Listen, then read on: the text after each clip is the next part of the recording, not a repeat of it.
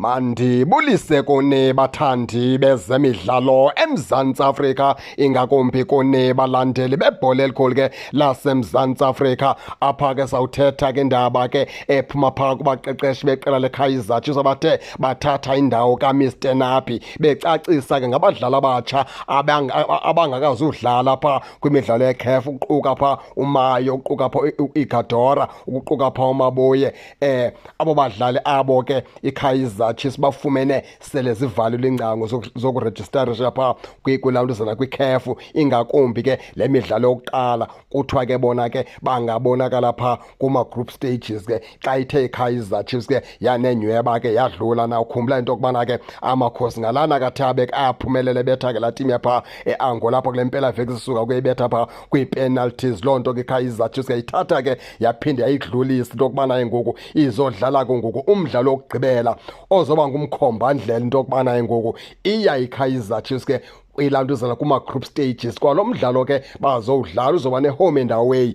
After lo mdlalo ke kulapho ke Kaizer Chiefs ke izoqala i-group stages ke ze-CAF Confederation Cup, apho ke ngoku bazobe bekhona ke oMabuye, bazobe bekhona iGadora, bazobe bekhona oMayo xa ithe iKaizer Chiefs ke yahamba straight ke yofika phaa kuma-group stages. Okwangoku ke abakazubonakala kulo mdlalo ke iKaizer Chiefs ke iza kuwudlala before yofika phaa kuma-group stages. Injalo ke baphulaphula ke imeko yabo ke uKhanyisa Mayo, iGadora kunye ke nale ndodanyana ke yakwaMabuye, uLebogang Mabuye. Ke baphulaphula ke siselapho ke kwimidlalo ke ye-CAF Confederation Cup, njengoba sibona into yokubana ke iKaizer Chiefs yabe yaphumelela phaa ngomgqibelo betha ke laqela lapha eAngola. Baphulaphule ndirhalela ke njengoba sineli xeshanyana lincinci sinalo, ngoba ke into ayikho ngale meko ndizawuza nayo.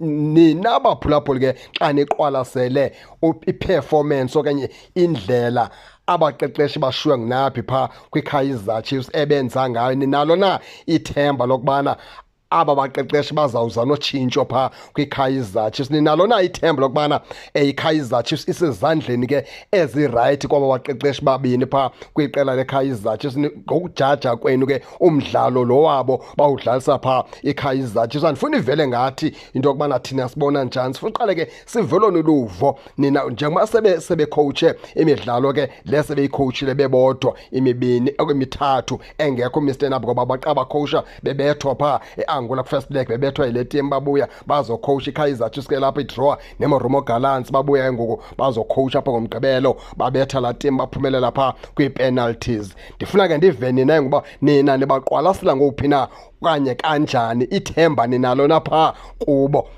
Ningakhohlwa ke usubscribe kule channel kuze ningaphoswa zezemidlalo endizanothulela zona kwixa elizayo kakuhle babukeli.